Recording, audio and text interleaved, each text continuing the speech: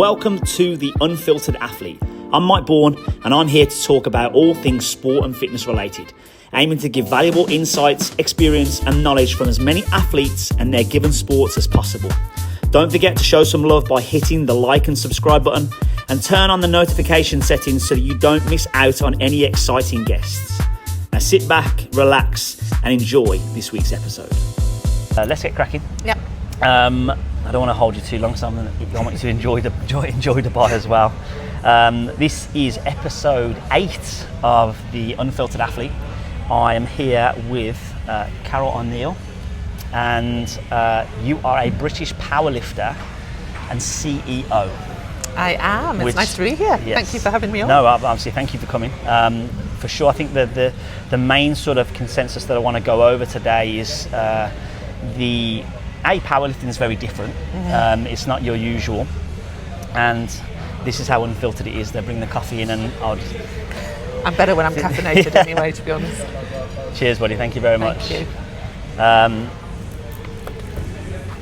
And basically, sort of how you manage your training, manage your career path, as it were, and how you sort of deal with any sort of adversity that you face going through either of those. Sure. So, just to start with, I just wanted to give a quick brief of who you are, what you do in terms of your sport, and obviously what you do in terms of your job. Okay, awesome. I'm Carole. I am a Masters 1 powerlifter, so I'm kind of seasoned. We use Masters rather than old. So Masters 1 is the kind of 40 to 50 bracket. Yeah. And my day job, I'm CEO of an engineering consultancy called Cundall. So global business, we've got about 1,500 staff across 30 offices globally. So we're headquartered out of the UK, which is where I'm based. But I travel a lot, which is why I find myself in Dubai this week for some work stuff. Amazing. So you say you're Masters 1, and obviously your powerlifting includes squat, deadlift and bench as the usual. It does, yeah, 3 different strength sports. So what are your numbers? What are we putting up? So my PBs, as at today, squat 147.5 kilos. Bench, I hit the magic 100 at Nationals earlier this year, so that was nice because that had been a goal for quite a while. And deadlift, I set a new PB at Worlds in October of 185. 185. Lovely. So my best total is, what's my best total? I don't know, I can't remember. 430-ish, something like that. That's still very impressive for one. So in terms of your powerlifting, when did that start for you? Has it always been from a young age, or did you get into it later on? I got into it really late. If you ever met my mother, she would say something to you like, "Oh, Carole wasn't a sporty child." So she's really surprised that I'm doing this at this level now. My brother was always a sporty one when we were growing up. So how did you get into it then? If you started late, what was the catalyst that was like, I'm going to do powerlifting, and why powerlifting? Well, do you know what? 10 years ago, I'd never even heard of powerlifting. I didn't even know it was a thing. And I started going to the gym just as you do for general kind of fitness, health. I did all of the typical stuff that women particularly usually do. You know, I did like cardio classes, I did aerobics, I did step, I did all of the body pump, body combat, body balance, body attack, body this, all the Les Mills, the Les Mills stuff.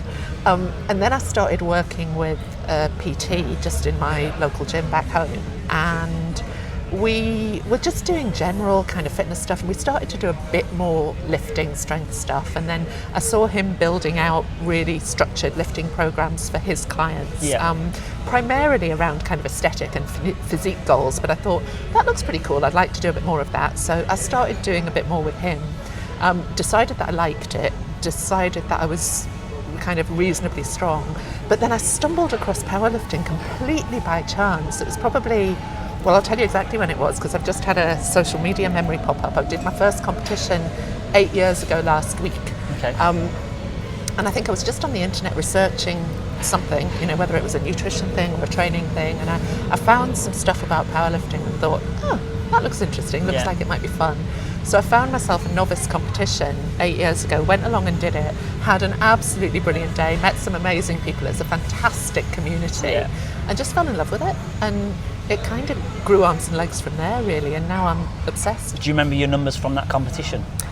I think I squatted 105, and I think I benched about 70, 72, and I deadlifted 120 something. So huge gains then, since then, really. Yeah. And so in that journey, in that sort of the last 8 years, as it were, how have you noticed a change in your training in terms of the amount of volume that you started off with and the volume that you now do?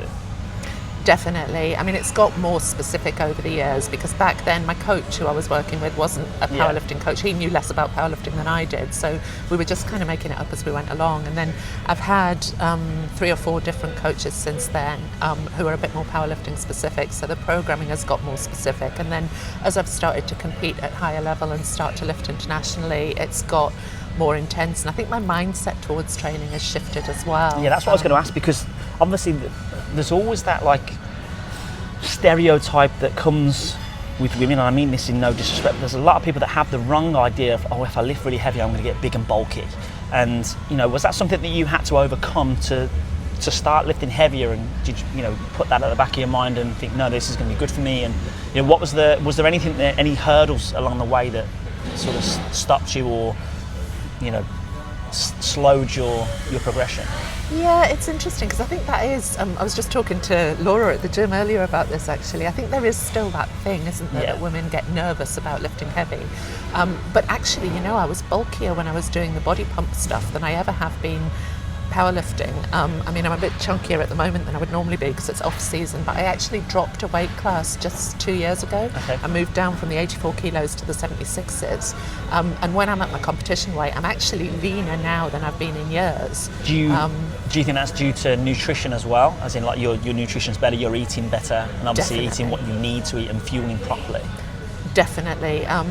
One of the things I did probably a couple of years ago now was I built out, I call them the dream team. I changed my powerlifting coach, and I added a nutrition coach, and I added a chiropractor as well. Okay. And the nutrition coaching really has been game changing, not only in terms of sort of how I look, because that was never really what it was about, but in terms of performance.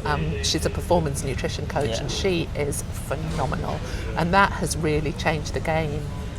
So you said you dropped a weight class, so 84 to 76. Mm-hmm. That's a decent amount of weight.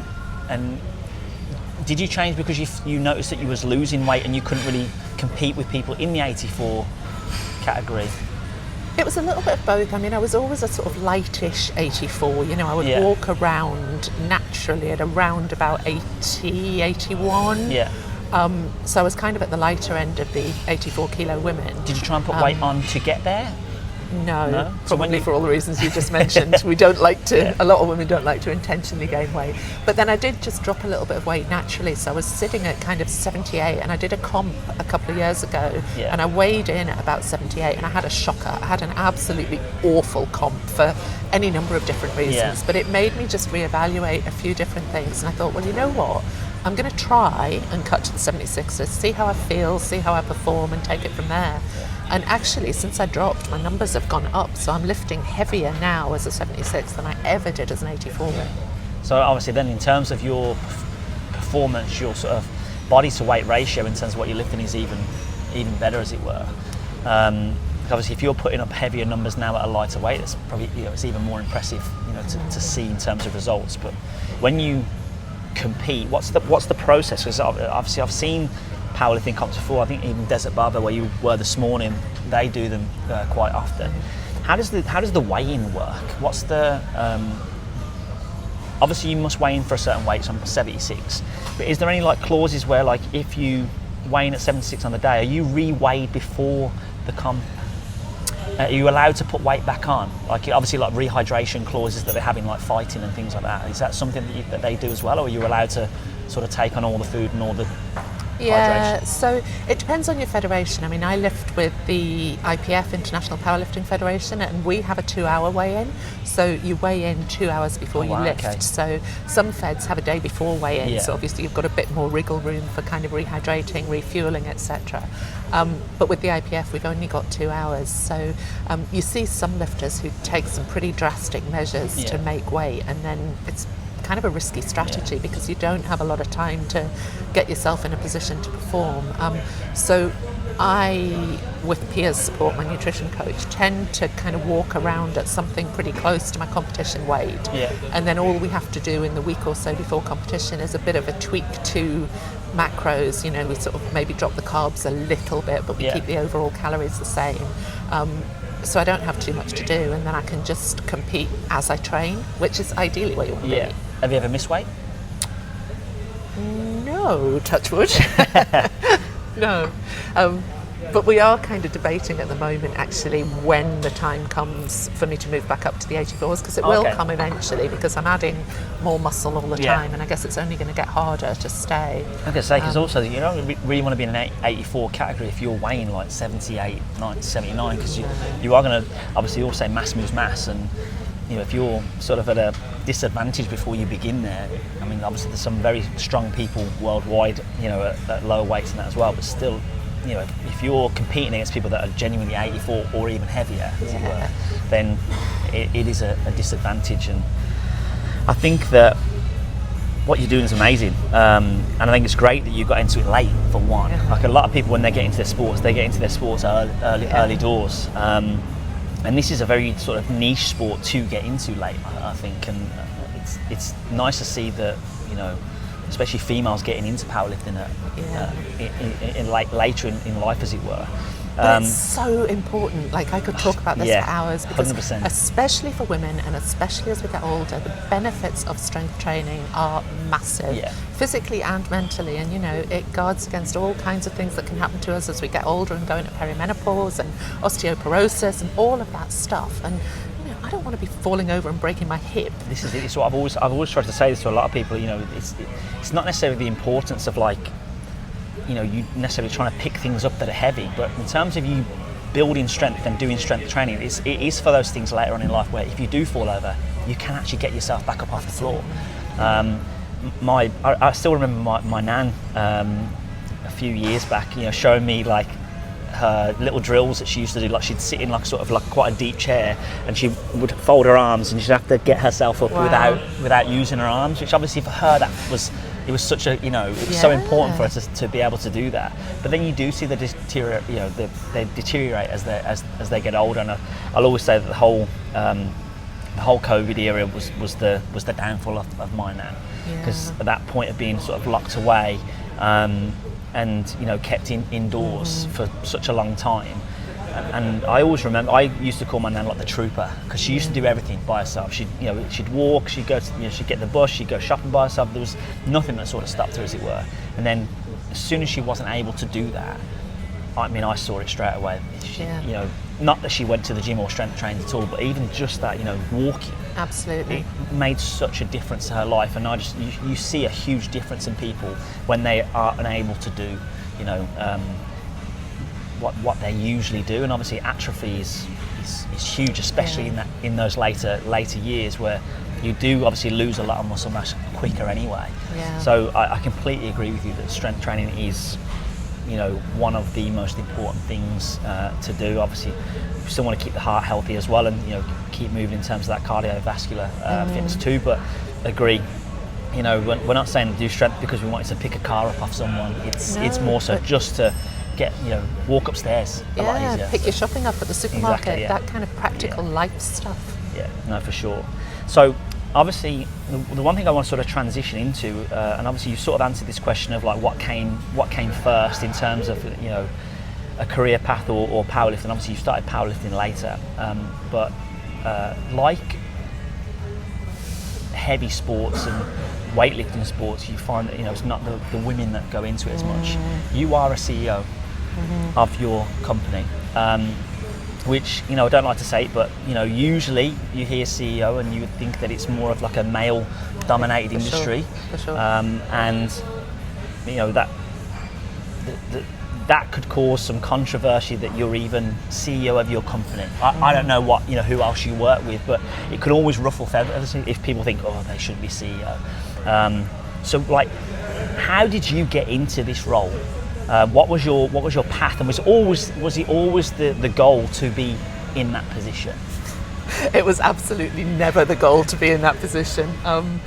And it's funny because you're absolutely right. There's not very many of us out there doing this job as women, and I work in a very male-dominated industry as well as engineers, and a very male-dominated business. And fun fact, I'm the first woman to lead our business, but I'm also the first non-engineer to lead our business. So there's a few firsts there. But it's funny because I started out going kind of all the way back. I wanted to be a lawyer. My whole life I wanted to be a lawyer.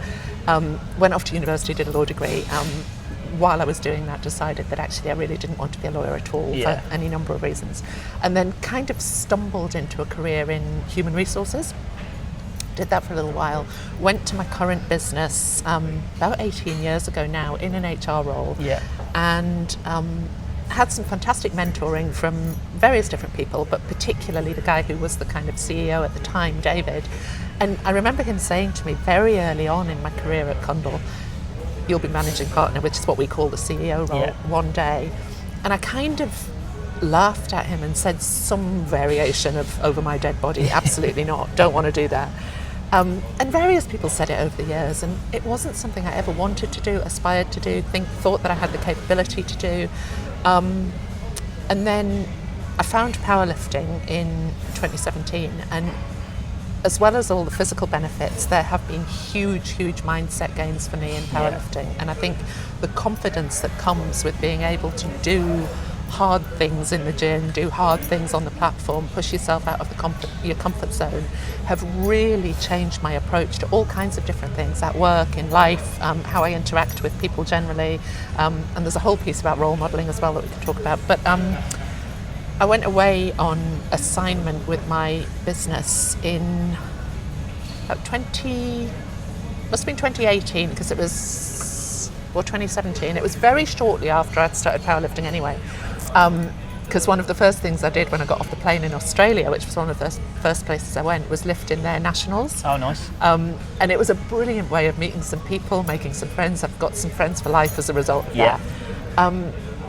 But I did about 18 months in Australia and Hong Kong, and I had a few quite sort of defining career moments during that period.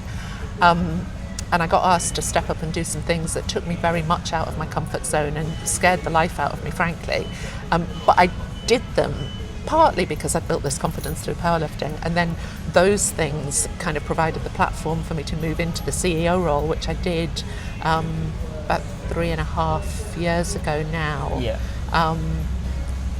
And so it all kind of came together, and people at work are sick of hearing me say this. You know, I would not be doing the job that I do today if I didn't lift. I will tell you that with absolute certainty. So you said there that you know, over my dead body about, you know, doing that role. Do you think that's because you felt that you shouldn't be in that position because you are a female?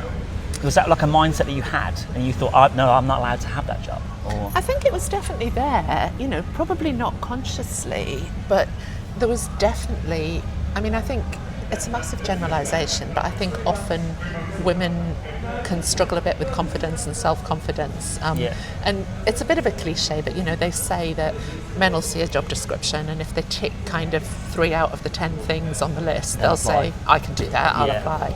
Whereas women, if they don't tick at least 9 and probably 10, will go, no, I'm not going to apply for that. Do you think that's more, women are more perfectionists than men, and they want to make sure that the role is set and they know that they're going to be able to do it properly and do it well, as opposed to just sort of, you know, sometimes men will be like, I'll do that, and then I'll sort of learn along the way. I'll give it a go. Yeah, definitely. I mean, not all women, not all men. People are different, aren't they? But I think as a generalisation, there is a bit of a lack of confidence with women and just wanting to be absolutely sure. And I think there's still probably quite a lot of unconscious bias in education, in society. So women kind of go through life maybe with not even realising that they have slightly different expectations of themselves. And then there's the whole, I suppose, family dynamic that plays into it. I mean, I don't have kids, but, you know, a lot of women make that choice to have children, and then it gets even more difficult because they often bear a lot more of the kind of caring responsibilities. And no, for sure. I think, so you also said that you always wanted to be a lawyer. Do you think that was also subconsciously like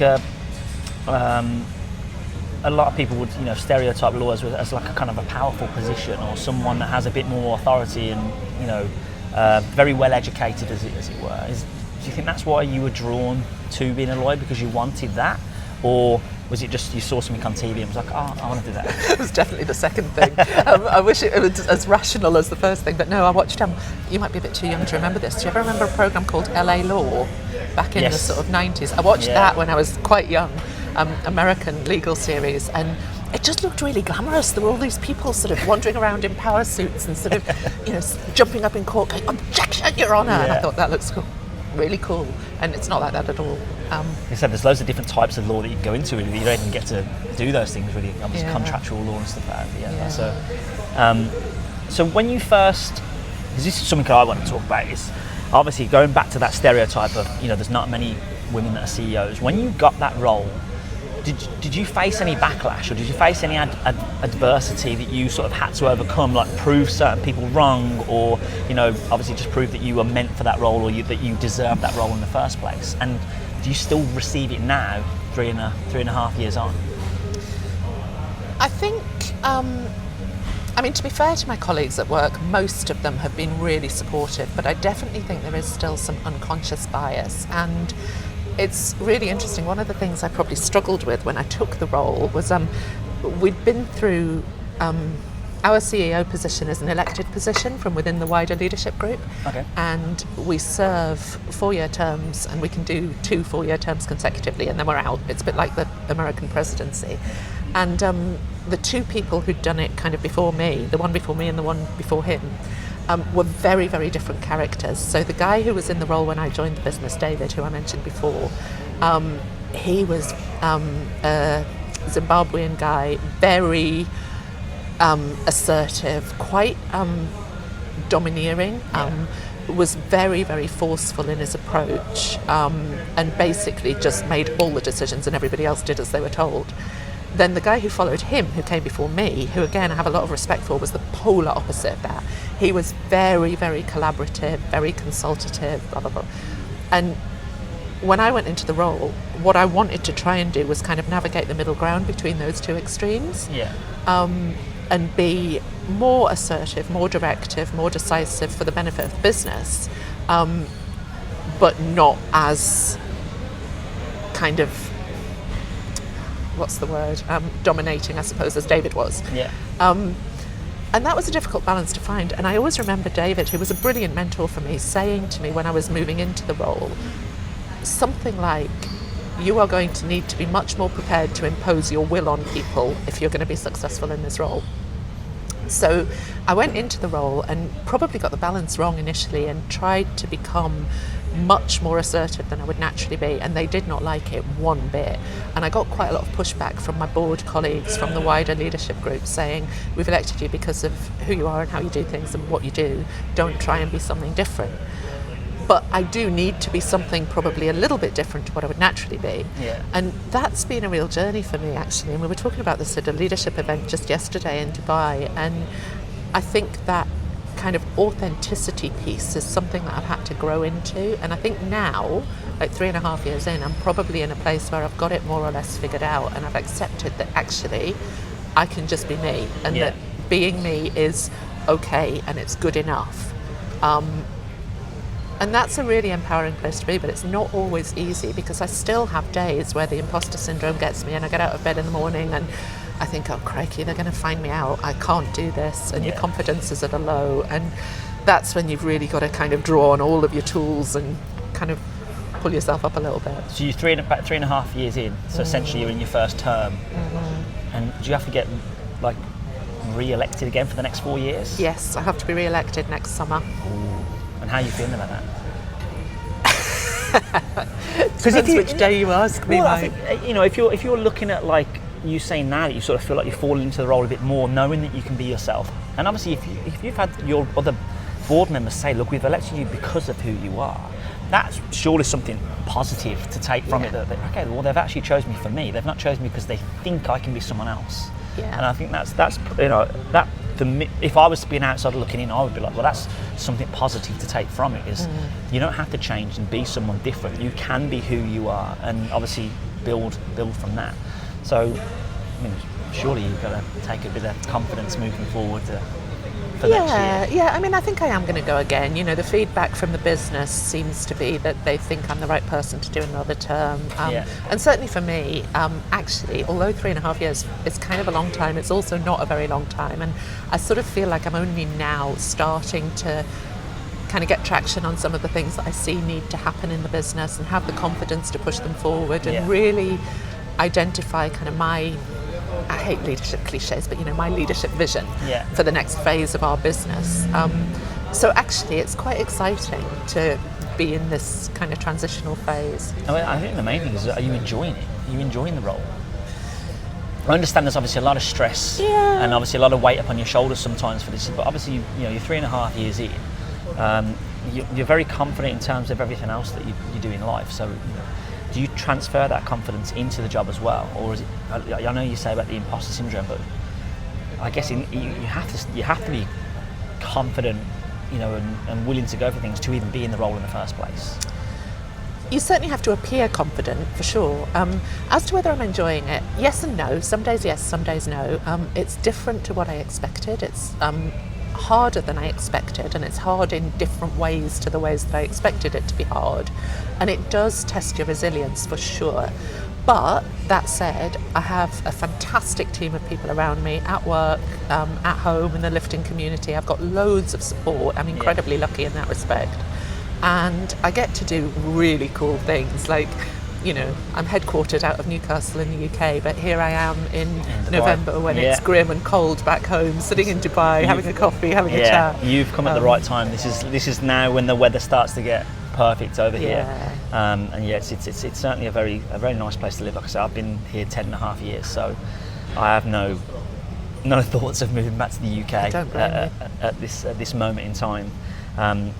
But yeah, I think that the position you hold as Powerlifter, so what is the, you know, in terms of your vision, is there anything that you're like looking to do with your company? Like, is there any big decisions that you like in the process of making, or things that you want to see the company do? Do you want to see the company grow more? Is it like more countries that you want to move into, more sectors, you know, be bigger in a different continent, or you know, or are you allowed to tell me that? Yeah, no, I can tell you that. It's not a secret. I mean, we've been through loads of growth during the time that I've been with the business. I mean, I've been there, as I say, about 18 years, and I think we were probably about 250 people when I joined, and we're knocking on for 1,500 now. Wow. And a lot of that growth has been outside of the UK. So I think what we've done during that period is introduced quite a lot of complexity. It's a big, global, complicated business now, and a lot of our systems and processes haven't kept up with that. So actually, in this next period, we've got quite a lot of hard yards to do just to kind of stabilise what we've got, put in place the right infrastructure, put in place the right leadership capability. So what I need to do in this next period is a lot around building out that leadership capability, putting the right people in the right roles across the global business, making sure that they've got the right skills, the right support around them, the right development to be effective as leaders, and to kind of bring the rest of the practice with them on this journey that we're on, which is really exciting. We're also turning 50 as a business next year, so it's quite an exciting year to be in this role, because there's a huge amount to celebrate. But we've got, I mean, we design buildings and the infrastructure around buildings, and we do some phenomenal projects around the world. We have got some really clever people working for some amazing clients, doing some just really exciting stuff. So it's all good, really. So like I say, in terms of your position, is there anyone like alongside you? Because you say managing partner, so is there other people that have the same role as you and you all work together, or is it you have a position and there's someone else that's the CFO and the COO and you all hold a similar position, or are you like the top dog? The top dog. Yeah, I'm the boss. No, it's a weird structure because we're a partnership. So we've got about 50 partners around the business, and they elect a management board to run the business on behalf of the wider partner group. And then they elect a managing partner to lead that kind of executive leadership team. So if we had a pyramid, I would be at the top of it, but it's quite a flat structure. So I have the 6 of us on the board. There's me and 5 other elected people, and then I have a CFO and I have a global HR director. Are they all male? Our CFO's a woman, and our HR director's a woman, but the rest of the board are men. So that means to me shows that people are sort of following in your footsteps, as it were. I mean, you mentioned earlier about role models. So, how important is that to you? Do you really, do you like to see, I mean, you are, for one, but do you see yourself as a role model? And if you see yourself as a role model, does that change the way that you conduct yourself? Yeah, I mean, that is massive. And actually, it's a huge privilege and it's a huge honour, and it's also a huge responsibility. So actually, as a source of kind of stress, if you like, that's one of the big ones, because I think when you couple that with perhaps a slight lack of confidence as a woman, you get almost a bit of a double whammy, because you're sort of like, oh, this is hard and it's scary and it's big, and am I good enough? And also all these people are looking at me because I'm a role model. So you can feel a bit kind of, am I allowed to swear? I spend quite a lot of my time thinking, oh, don't fuck it up, And so the role model piece is huge, and it happens in lifting and at work. But I think it is a real responsibility for those of us who are in these senior positions, whether it's in sport, whether it's in business, and there's other people who are maybe at an earlier stage of their journey looking at us. And it's a bit of a standing joke with my husband. He says, you're an inspiration, you are. Everyone says you're inspirational. And I'm like, oh, rubbish, because no one sees himself like that, do they? Well, I mean, some do. It depends how humble you are, I think. And obviously, clearly, you obviously have a lot. I'm just going to check the camera over there. You obviously have a lot of humbleness about you. Because, I mean, sometimes people, they let things go to their head. They let positions go to their head, and let power go to their head. And, that authority then can change who that person is, and obviously change the way that they're perceived by others. And it sounds to me like you've obviously managed to balance that, and you're on the right path as well, I would say. Well, none of it's about me, it's all the team. I could not do any of this if I didn't have brilliant people around me, I've just got loads of, the infrastructure is just brilliant. And that's good. So this job is obviously time consuming. So now I want to talk about the balance. How do you balance your training and your career? So obviously you would think that one takes more priority than the other, but then your lifting also needs to take priority in order for you to maintain your level and get better. So what's like a daily structure look like for you? And how many hours a day or a week are you training? And obviously what's your office hours, as it were? Yeah, it is difficult. It's not easy at all. I think because we're a global business and I've got a global role, so I work across multiple time zones. I have calls with different time zones at weird and wonderful times of the day. So, sometimes I'll be on calls with Australia from the UK at kind of 5 a.m. my time and that sort of thing. So my working day tends to be quite extended, but I suppose one of the benefits of A, being in a senior position, and B, the kind of post-COVID hybrid working that we all benefit from, means that I do have flexibility. And one of the things I did during COVID actually was I put a gym in the garage at home. Nice. And that has made a massive difference, because days where I'm working from home, I can either train really early, or if I have a gap in the middle of the day, if I've been on early stuff, I can squeeze it in the middle of the day. And in terms of the sort of time commitment, I train 4 times a week, and how long those sessions are sort of depends where I am in competition season. So if I'm in a competition prep, they can be anywhere up to 3 hours. They tend to be a bit shorter in off season, like hour and a half, 2 hours. But the work schedule is full on. I do work a lot of hours, and I work funny hours, and I travel a lot as well. But I think you've just got to be disciplined. You've got to treat training with the same priority as anything else. So it goes in my diary, same as any other commitment goes in my diary. And it might go in my diary at 5:30 a.m, but it goes in. I've got a brilliant PA who looks after me really well, so she always makes sure that when I am travelling, I am in a hotel near to a gym or something like that. I mean, it sounds silly, but those things make a difference, because I know that obviously a lot of people don't even go to the gym to necessarily get the aesthetic goals or to get stronger. A lot of people go for a mental clarity, and sanity. Yeah, because it makes them feel better. It makes them feel, healthier, which then in turn it helps them work better because they're more productive and they feel better about themselves. One of the things I wanted to ask about your training was, because there's always like ongoing stereotypes and jokes and memes and stuff that you see on social media in terms of like how certain sports and that train. So there's always like bodybuilders versus powerlifters versus CrossFitters and stuff. And obviously, the memes that I always notice from powerlifting is you'll do 1 rep and then set up a little thing and have a little sleep in terms of the rest periods. That's about right. So what is your when you're in season? I'm guessing you potentially just work off like quite a broad sort of progressive overload, and how long is a usual block of training for you? Is it 6 weeks, 8 weeks, 12 weeks? Are you or is it just an ongoing thing and then you have a deload in the middle, deload at the end? Like what's the process for you? What have you been working off in terms of your progressive overload? Yeah, I mean, it's been different with different coaches, and I mean, I am not an expert in any of this. I'm a big fan of outsourcing because I'm busy. I do have a bit of a philosophy in life that if I can get someone else to do something for me, get them to do it. Yeah. Simplify your life by outsourcing the things you don't have the time to do. So all of my programming is outsourced to my coach, who is brilliant. I mean, Sarah's just an absolute genius. She does a lot of work with masters athletes, and it's kind of her niche. But broadly speaking, training will be in 4-week blocks. So I'll do kind of 3 weeks where it'll get more intense, and then there's a bit of a deload. And she does the deloads differently to my previous coach. So she keeps the weights quite high during my deloads, but the volume comes down a little bit. So the reps and the sets will reduce. And what's your split like in terms of, obviously you've got 3 main lifts that you work for. Are you is it one day sort of more all your compound lifts and the next day it's a bit more accessory based, or is it sort of a mix between the two? So you might go like squats and accessory on Monday and then bench on Tuesday and then deadlift on Wednesday, or do you do it all together?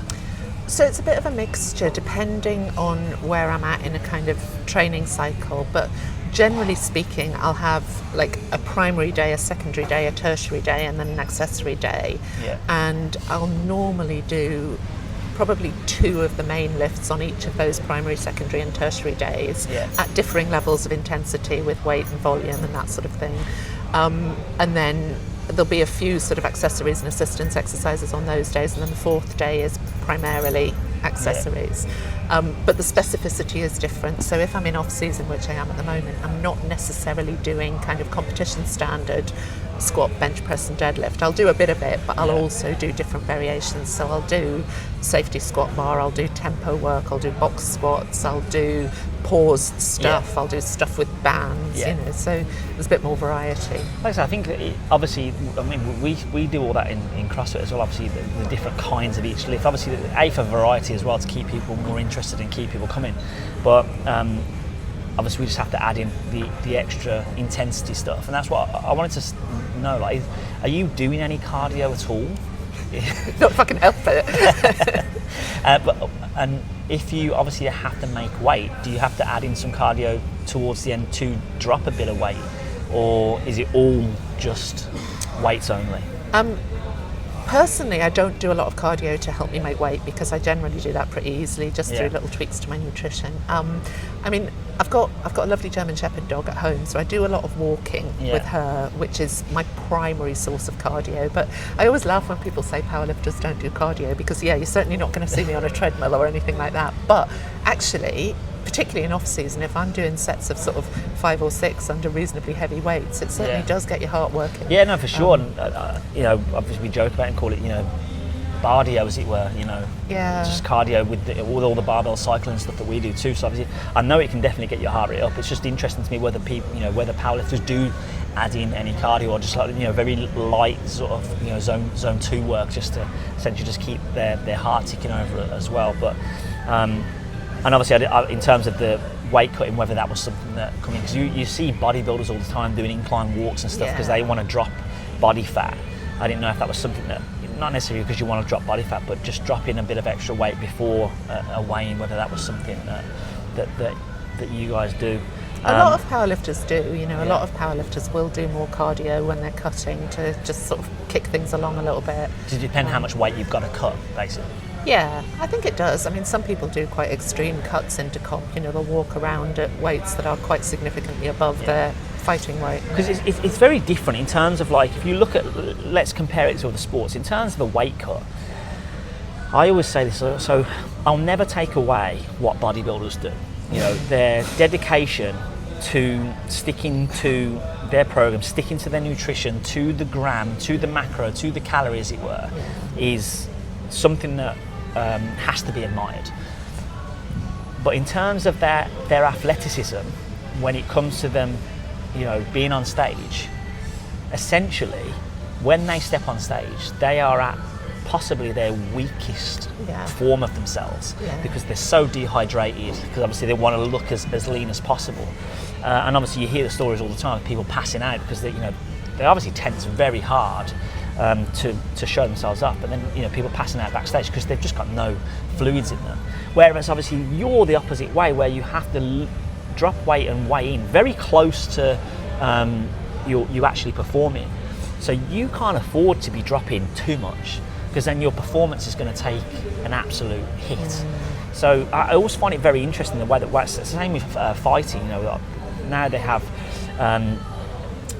weight stipulations in terms of how much you can rehydrate, so how much weight you're allowed to use, how much you can rehydrate before the fight, and obviously they are checked as to how much the weight they're losing, how much the weight they're putting on. And obviously some of the weight cuts you see in MMA is just crazy. That's insane. It's actually scary sometimes. You see when you see them weigh in, they're gaunt, and it's not healthy. It's crazy. Again, it's something that you have to admire, because it's not something nice to go through.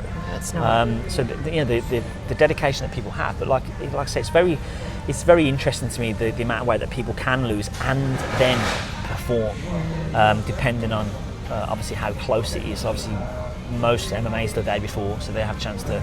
And I think bodybuilding is the day of. I think which is so same thing. But again, it's like being at your most athletic and strongest position, as opposed to being essentially the weakest you probably are at any point in your 12 your actual journey, as it were.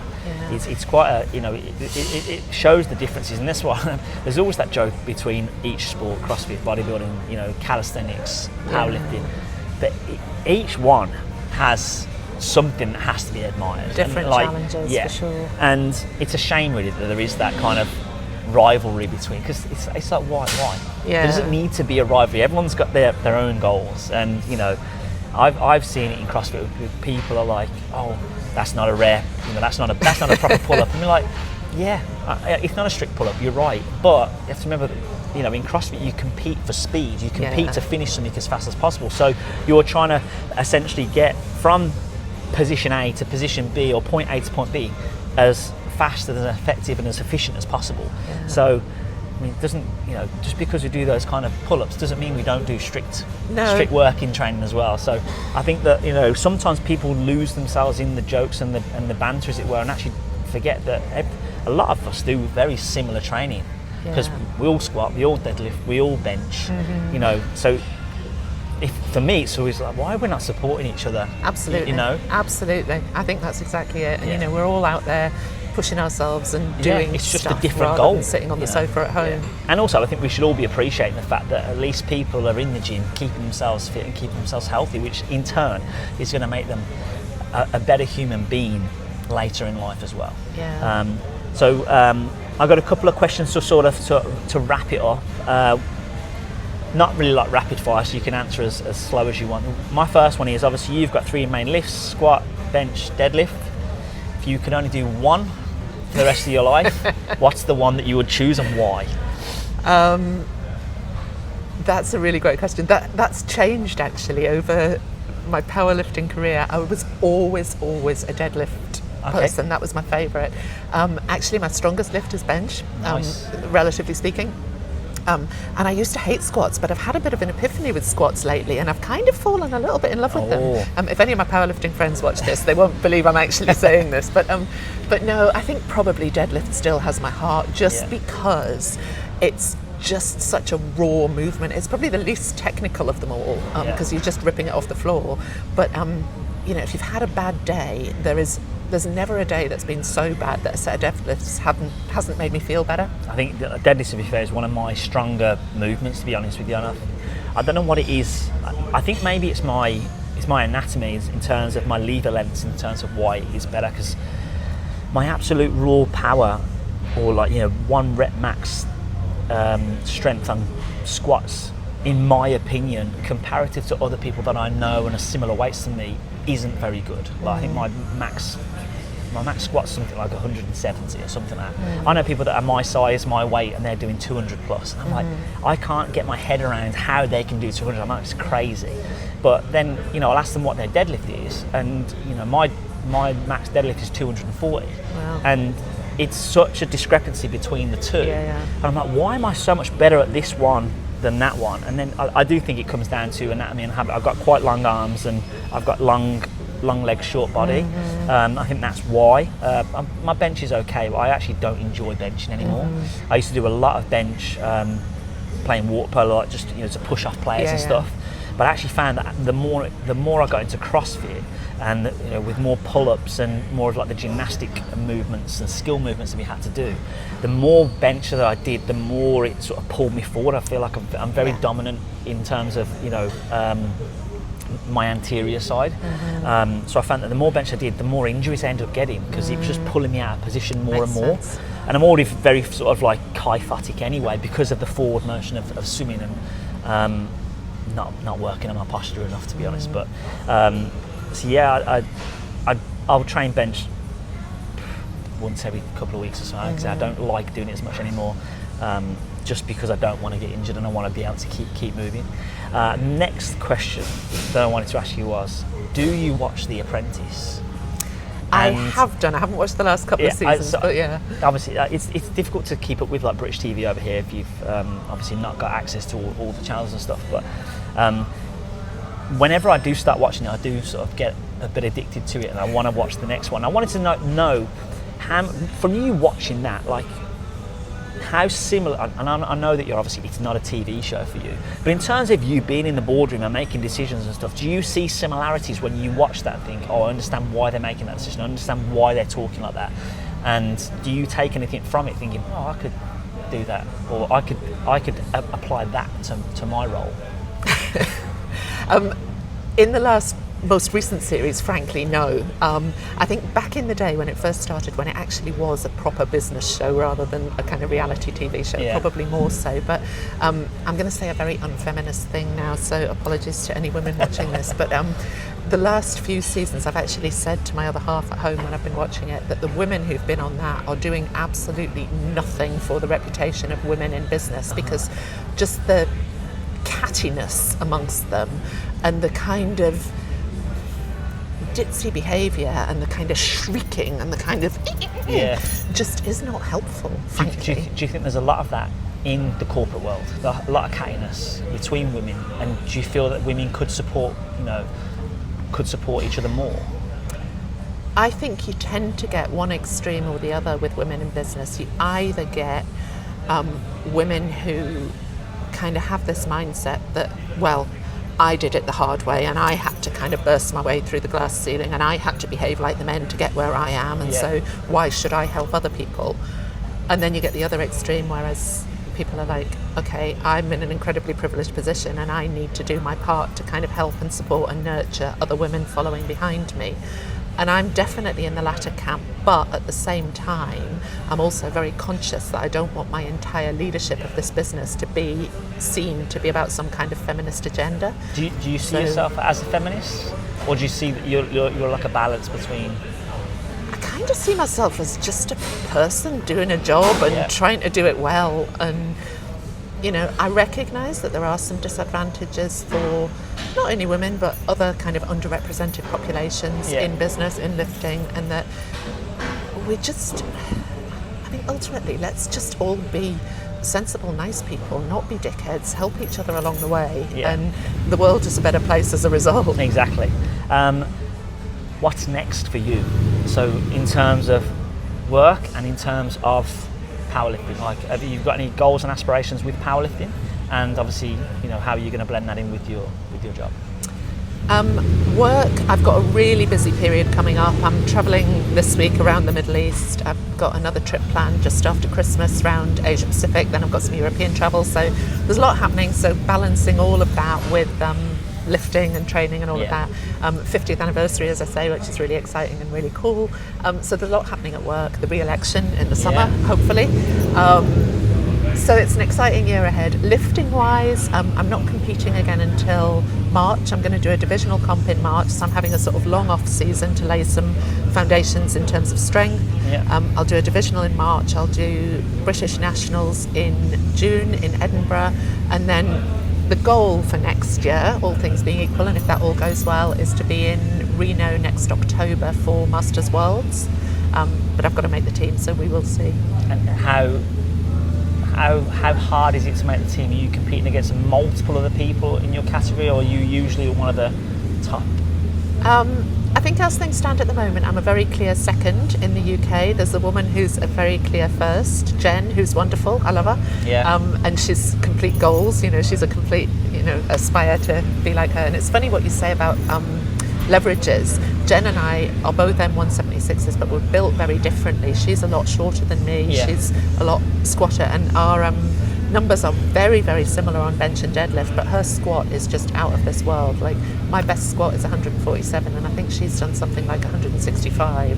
So there's a gulf there that I need to bridge.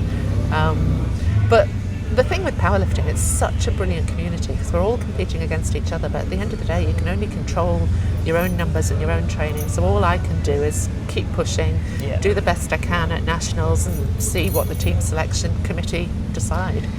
And the last question I want to follow up with, I think is important, is what's your message? Not even just to women, but to anyone in general. What's your message in terms of what's your best piece of advice if you want to go down the same path that you've gone down in terms of career and work? What's your one thing that you would say, like, this is what I suggest you do, and this is the way that you go about it? I think probably the best piece of advice that I would give people, well, can I have two? Yeah, Am I allowed to have two? Go. I think the first one is just get out of your comfort zone and do the stuff that scares you. I don't know if you've ever read the Man in the Arena speech, Theodore Roosevelt. I've got that on the wall in the gym, and there's a bit in that basically says, if you're going to fail whilst daring greatly. And I've actually got Dare Greatly tattooed on myself as a reminder to do the scary stuff. So I would say that. And I think the second thing I would say is just get that team in place around you, whatever that looks like, whether it's friends, family, coaches, people at work, get that infrastructure and let them kind of lift you up. And stay fit and healthy while doing so. Absolutely. Perfect. Well, thank you very much for joining me. Thank you. Really appreciate it. It's probably one of my favourite conversations so far, actually. And obviously, thanks to everyone tuning in, as it were. Obviously, we're back with episode 9 soon. I won't say who, but another inspiring person to be talking with. Don't forget to like, subscribe, and turn on notifications. Peace.